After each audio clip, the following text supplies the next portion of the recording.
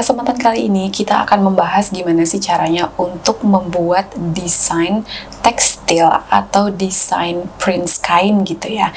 Untuk part yang pertama, kita itu akan fokus ke elemen-elemennya. Jadi kayak gambar-gambarnya, desain-desainnya, parts-parts yang nanti akan make up the whole textile, yang akan menjadi bagian dari keseluruhan desain kain atau desain print dari kainnya. Kita tuh kan harus memiliki desain-desain elemen yang nanti akan diletakkan di atas media prints-nya. Untuk melakukan editnya, kita akan menggunakan Adobe Photoshop, membuat elemen-elemen desain yang original, juga ada kesan artistiknya, memperhatikan overall composition-nya atau komposisi keseluruhannya. Jadi yang pertama nih, tips untuk menghasilkan gambar, bisa coba untuk gambar menggunakan tangan kiri atau tangan yang mana kita tuh nggak terbiasa untuk menggunakan itu untuk gambar. Nah, itu nanti akan menghasilkan goresan-goresan yang unik gitu ya. Dan tentu aja nanti ini akan kita kasih warna, akan kita lakukan repetisi, akan kita kombinasikan sama desain lain. Jadi tenang aja, nggak akan plain banget kayak gini. Nah, yang kedua, teman-teman bisa coba untuk pakai tools yang berbeda. Misalkan ada outline pakai pensil, terus nanti ada gambar efek pakai watercolor atau media-media pewarnaan yang lain. Jadi nanti itu akan terkesan multidimensi gitu ya, nggak flat.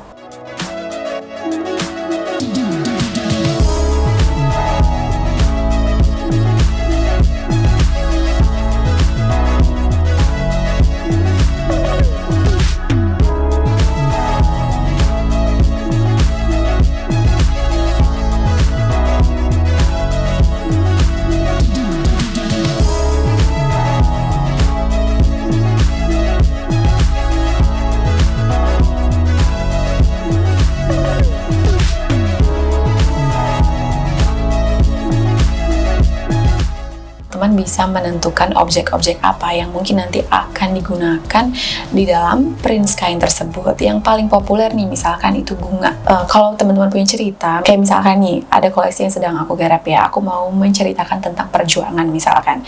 Nah, di situ aku akan mencari bunga yang menggambarkan perjuangan. Contohnya apa sih? Misalkan bunga lotus. Ya udah, di situ nanti aku cari berbagai referensi gambar bunga tersebut dan aku coba gambar berbagai macam sisi, bisa dilihat dari sisi yang berbeda-beda.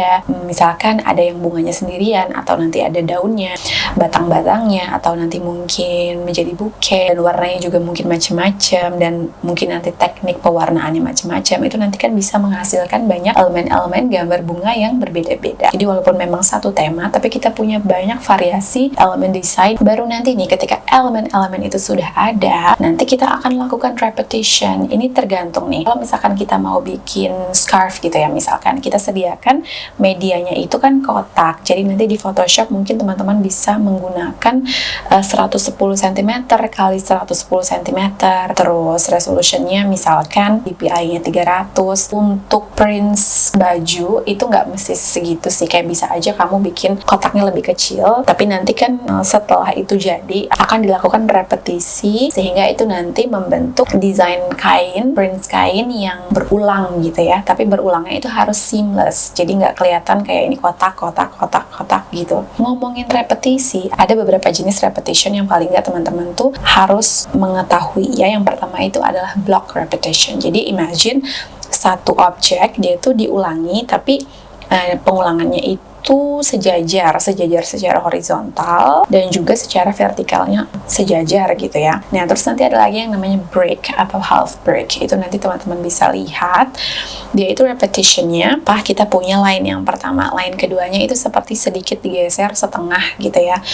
Nah, terus untuk yang drop atau half drop repetition itu kita lihat secara vertikalnya nih. Misalkan kolom yang pertama itu udah ada, terus kolom yang kedua itu kita entah turunin atau naikin setengah dari objek awalnya. Terus ada lagi repetisi yang ketiga, itu namanya toss atau random. Jadi ya udah kita ukurannya itu random, ada yang besar, ada yang kecil, terus nanti peletakannya juga random aja gitu. Nah, ini perfect example dari placement prints. Terus ada yang namanya dot repeat, itu bisa dilihat seperti ini contohnya. Nah, jadi untuk membuat kain, entah itu scarf atau mungkin kain untuk baju yang printsnya itu repetisi gitu ya, seamless repetition, itu teman-teman bisa menggunakan teknik-teknik yang tadi digabung dirampungkan gitu ya, mulai dari pembuatan elemen-elemennya atau objek-objek satuannya sampai nanti pada akhirnya bagian untuk putting everything together, kayak menyatukan semua elemen-elemen tersebut sehingga bisa menjadi satu desain tekstil yang final yang akhirnya nanti akan kita print. Oke, teman-teman semuanya, makasih ini sudah menonton video ini sampai selesai tentang gimana sih caranya untuk membuat textile prints. Untuk saran topik-topik yang lain, silahkan di kolom komentar atau drop DM di Instagram. I will see you in the next video. Ciao!